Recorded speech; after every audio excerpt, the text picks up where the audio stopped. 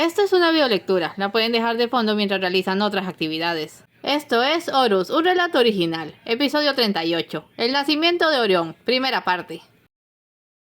Y esta de aquí es la constelación de Orión, dijo el guía, indicando un grupo en el mapa holográfico sobre sus cabezas. Estas tres forman el cinturón de Orión, el cazador. Es una constelación prominente, quizás la mejor conocida del cielo. Sus estrellas brillantes y visibles desde ambos hemisferios hacen que esta constelación sea reconocida universalmente.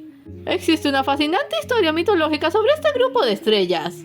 Al grupo de Horus lo habían llevado a una expedición al observatorio astronómico de la ciudad. Se hablaba con mucho entusiasmo sobre el proyecto de construir una computadora Geo en la Luna.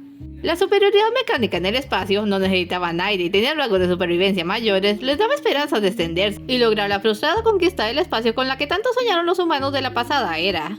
Horus iba distraído, sin poner demasiada atención a la charla. El año se acababa y pronto tendría 13, pero no eran esas sus preocupaciones.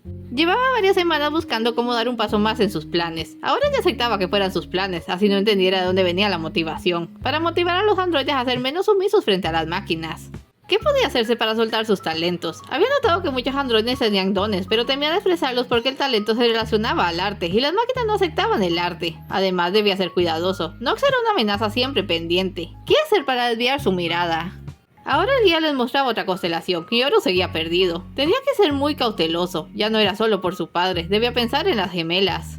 Miranda involuntariamente se había puesto en la mira de Nox. Annabelle era un blanco siniestro. Sería terrible si algo le sucediera. Y Annabelle ya tenía un amigo, Neo. El cyborg ahora pasaba lentamente por la casa de camino a la G4 y llegaba tarde por esperar a ver a la niña con los brazos de acero, saludándole con alegría. Oye, Margaret, dijo, acababa de tener una idea. Dime. Necesito un favor, pero nos podemos meter en problemas. Te escucho. Nox había estado muy ocupado aquel día, cuando notó una perturbación en su ambiente controlado. Victoria usualmente era como un adorno en su oficina, bonita y quieta, tanto que a veces en general levantaba la vista y se sorprendía de hallarla allí. Entonces le daba alguna tarea simple, como tomar un dictado, cosa que normalmente hacía su computadora, o mandarle una gestión de exploración más recientemente. Pero ahora era distinto, su androide estaba sentada y moviéndose incómodamente en la silla. El agudo oído de Nox podía oír muy bien el ruido del sillón en los pliegues. ¿Qué sucede contigo?, preguntó. Perdone, general, no me siento muy bien. ¿Puedo ir al lavado? Si con eso dejas de hacer ese ruido. Victoria se levantó y se metió por una puerta lateral. Nox volvió a lo suyo, pero 2 minutos después escuchó un grito que hizo que se levantara de un salto. Abrió la puerta del lavado y se topó con Victoria en el suelo, hecha un mar de lágrimas y con la ropa interior manchada de rojo. ¡Ah, es cierto!, exclamó Nox con desconcierto divertido. Tienes 16, ya venía siendo hora. Señor, creo que me lastimé, señor. No sé cómo. Estoy sangrando, señor. No estás sangrando, Victoria. Espérame aquí. Salió y la dejó sola con aquel misterio. Desde la mañana se había sentido mal, con un dolor acuciante en el bajo vientre y unas ganas irreprimibles de comerse algo saturado en grasa, pero no había dicho nada. Algo que el general odiaba eran las muestras de debilidad. Se acercó un poco a la puerta para oír a Nox hablando por teléfono. A suministros del estado, por favor. Espero. Sí, por Nox. Mi androide acaba de tener un incidente delicado. Necesito una dotación de toallas femeninas y un cambio de ropa, tan rápido como puedan. Sí, la mantendré tranquila. Era algo de esperar. Gracias. Nox volvió al lavado y se arrodilló frente a Victoria. Sujetó su rostro y le enjuagó las lágrimas, obligándole a mirarle. Mi niña ahora sí es una mujer, murmuró con suavidad. General. No tengas miedo, esto se llama periodo. De ahora en adelante te pasará lo mismo todos los meses por unos días hasta que cumplas 40. La solución viene en camino. Se trata de un proceso completamente natural. Le acarició el cabello. Lo triste es que deberemos cancelar nuestro juego hasta nuevo aviso. ¿Te duele aquí? De pronto pasó su mano helada por la entrepierna de la chica y esta se sobresaltó.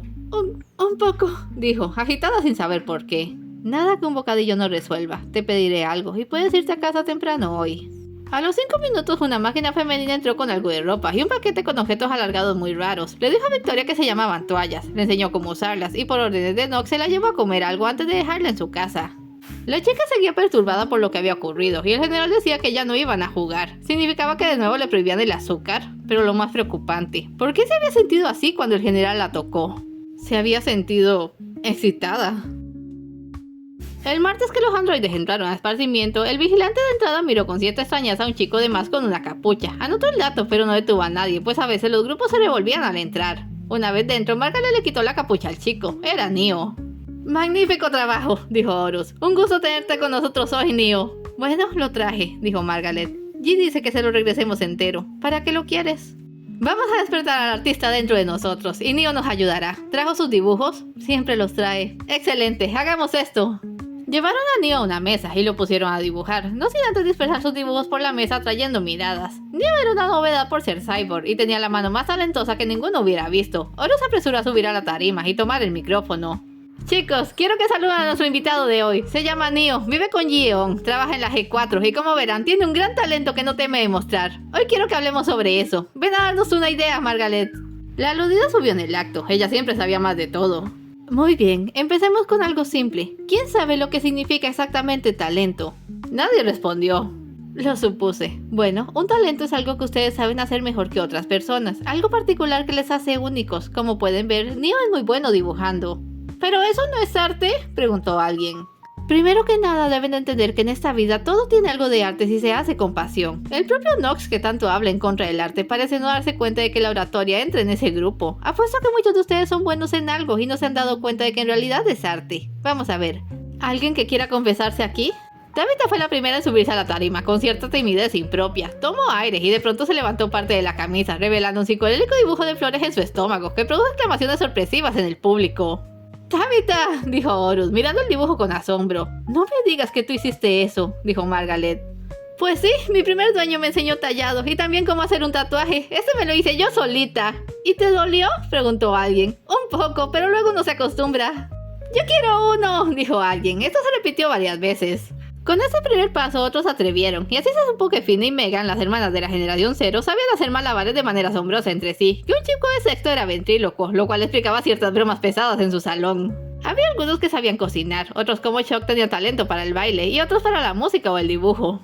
Fue quizá la mejor sesión de esparcimiento hasta la fecha. Terminaron bailando música rock de un disco de Elvis que Shock había encontrado de manera milagrosa, y a la salida aún estaban alborotados. Margaret se cruzó con Brock y le dirigió una sonrisa enigmática que el chico le devolvió con timidez. Aún se veían, pero con más cuidado, además de que ella le había dejado muy en claro que desde ese momento era su novio y no podía estar haciéndolo con ninguna otra chica. Esto desconcertó bastante a Brock, pero como siempre que Margaret le daba una orden, sencillamente obedeció. Oye, tengo un compromiso, le dijo Margaret a Horus a la salida. Ya te hice un favor, ahora hazme tú uno a mí. Llévate a Neo a casa, no conoce el camino desde aquí. Llamará a 27 para decirle. ¿A dónde irás? Tengo una cita. ¿Ah? Ya entenderás cuando crezcas. En unos 6 años o más, espero. Si tú lo dices. Fue a hacer su llamada y ya con el permiso llamó a Neo y se fueron rumbo al taller. Hace una tarde preciosa de finales de noviembre. Ya casi era Navidad. Las máquinas habían rescatado un puñado de fiestas humanas para los androides. Entre estas estaban San Valentín, omitiendo la parte del amor y limitándose a la amistad. Halloween, con cierta exclusividad para niños de 5 a 10 años. Y Navidad. Eran los conocidos días de trampa, donde se pasaba por alto la ley de las raciones de dulce. A Oro le habían comentado que para el 1 de diciembre, nueva fecha oficial para la Navidad, la calle Stay, entre muchas otras, preparaban una fiesta de calle. Tabitha hablaba con mucha emoción sobre aquello, en particular sobre la aparición de un tal Clooney, que por como lo describían era un tipo formidable. Nox terminó de ver el usual video de parte del PDC. Estaba muy serio esta vez. Horus estaba yéndose justo en la dirección contraria a la que planeaba. ¿Acaso no le afectaban las amenazas? ¿O era que no le importaban las personas que decía querer? Era algo confuso. ¿A qué se supone que juegas, Horus? Si pudiera entender qué te motiva a actuar así, antes de enfrentar a mi enemigo, he de entenderlo primero. Es un alivio tener que lidiar solo con esto. General, dijo una voz medio adormilada. Te dije que te fueras a la cama, Victoria. Dormí 2 horas. ¿No necesita algo? Ya me siento mucho mejor. No, gracias. Vete a dar una vuelta o algo. Necesito estar solo. Victoria suspiró y volvió a su cuarto. Allí estaba de nuevo el Nox austero, frío y severo. El juego había terminado. Se acostó y trató de dormirse de nuevo, aunque la verdad ya no tenía nada de sueño. Cerró los ojos al oír su puerta abriéndose. Quizás el general quería asegurarse de que dormía. Se quedó muy quieta y no se movió ni siquiera cuando sintió la fría mano de Nox deslizándose por su cintura. La mano le subió la ropa y empezó a acariciar su vientre. Victoria contuvo la respiración sin atreverse a mirar, sin acabar de creer lo que ocurría. Quizás sí se había dormido y solo estaba soñando. Perdona, querida, lo oyó decir a media voz. Creo que estoy enloqueciendo. ¿Se me puede culpar? No tienes que responder, solo es que me apetece cumplir cierta fantasía. Victoria trató de controlar su respiración, fingir un sueño profundo. Eso parecía ser lo que Nox quería, y ella quería complacer a su general. En las sesiones afuera, los chicos con los que había estado solían hablar de un sentimiento especial que se les daba solo con una persona, a pesar de jugar al sexo con varias. ¿Esta era la sensación de la que hablaban? ¿Sería normal sentirla por una máquina que además era su dueño y señor? Suspiró y se dijo que sí. Horus dejó a Neo en el taller y viendo que se hacía algo tarde, sacó sus patines y se puso camino a su casa. Pasaba por un terreno abierto cuando algo redondo le saltó al paso, haciéndole caer. Recogió el objeto, era un balón. ¡Oye!, llamó alguien. ¿Estás bien? Sí, dijo Horus mirándolos. No lo reconoció, eran androides jóvenes de otra escuela quizás. ¿No lo devuelves? ¡Claro! Se los arrojó. El chico que le había hablado recibió el balón con el pecho, le dio un rebote y lo pateó de modo que otro chico lo recibió. Horus se quedó mirando con profundo interés. Todo lo que hacían era patear el balón entre ellos, pero luego de un rato empezó a notar puntos clave. Jugaban en dos equipos separados y cada grupo intentaba llevarse el balón al extremo opuesto del campo, donde había un solo chico parado y mirando. Cuando le tiraban el balón a este chico, él lo atrapaba, evitando que se fuera más allá de un espacio marcado por un par de latas. Era el único que usaba las manos, pues el resto solo tocaba el balón con los pies principalmente. Entonces el chico principal pateó el balón muy fuerte y el que estaba quieto no lo atajó, pasó las marcas y un equipo lanzó gritos de alegría. Horus se les unió con alborozo. ¡Genial! ¿Cómo se llama ese juego? ¡Fútbol!, dijo el primer chico. Era fuerte como Brock, pero no tan alto. Debía tener la edad de Horus. Soy Vega, ¿cómo te llamas? Horus, no te había visto en la escuela. Quizás no vamos a la misma. Seguramente. El grupo se reunió. Somos de la secundaria Tweet. Academia Octiples. ¡Anda! Aquí tenemos a un clase media. El grupo se rió. Horus parpadeó confuso. Lo que no sabía es que en aquel organizado mundo mecánico no existían las diferencias sociales, aunque ya no tenían que ver con la economía propiamente. La clase alta la conformaba la élite de la guerra, encabezados por Nox. La clase media era una mezcla entre esta primera y los humanoides en general. La clase baja correspondía por fin a los no humanoides. Los androides de Tweet tenían como dueños a máquinas ligeras o semi-humanoides, lo que les daba una crianza menos acomodada. Nuestro chico se vio de pronto rodeado. Ignoraba por completo una cierta rivalidad de años entre Octiples, la mejor escuela de la ciudad, y todas las otras escuelas de clase baja. Un chico le llegó de lado y le quitó el casco que llevaba bajo el brazo pasándoselo a Vega. ¡Oigan! ¿Les obligan a usar trajes espaciales en Octiples? No es gracioso, devuélvanmelo, tengo que regresar a mi casa. Vamos, quédate a jugar un rato con nosotros. Como si fuera una señal, varios chicos se le fueron encima a Horus y lo sujetaron. Estaba atrapado. Vega jugueteaba con el casco, cuando de pronto tocó la placa, y esta se dio sin más efecto, pero el chico quedó boquiabierto. ¿Esa cosa era un botón? ¿Por qué rayos tenía un botón en el casco? Vega debía preguntarse lo mismo, porque miró dentro mientras Horus estaba presionándolo. ¡Qué cosa más rara!, comentó. Cuando presiono aquí sale una aguja. ¿De qué te sirve un casco que te pincha la frente? ¡A la de menos es masoquista!, dijo uno de los chicos que le sujetaba. ¿Maso qué? Esos humanos raros a los que les gusta el dolor.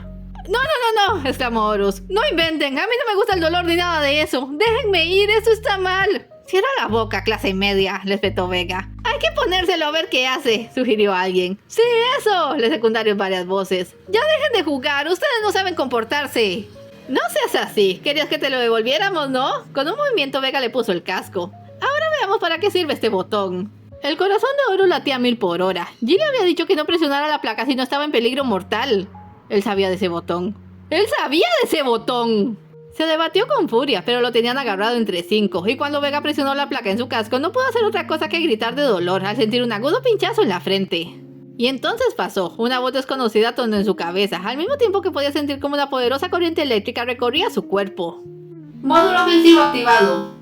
Sintió que lo soltaban, pero aún no podía moverse, estaba como suspendido en el aire. Iniciando mutación. ¿Qué le pasaba a su armadura? Sentía que la cabeza iba a estallarle de dolor, y de pronto todo se puso en blanco. En esos mismos momentos, G estaba guardando sus herramientas, cuando su computadora especial, la única que estaba conectada a la red por medio de un filtro que evadía el colectivo, empezó a sonar una señal de alarma. Se quitó el casco para ver el mensaje, y en su rostro cruzado de arrugas apareció una expresión imprecisa de leer. Código Pandora, módulo ofensivo activado. Maldita sea, ¿qué está haciendo este chico? Es todo por hoy, no se vayan sin dejar un like y un comentario, y nos vemos en el siguiente episodio.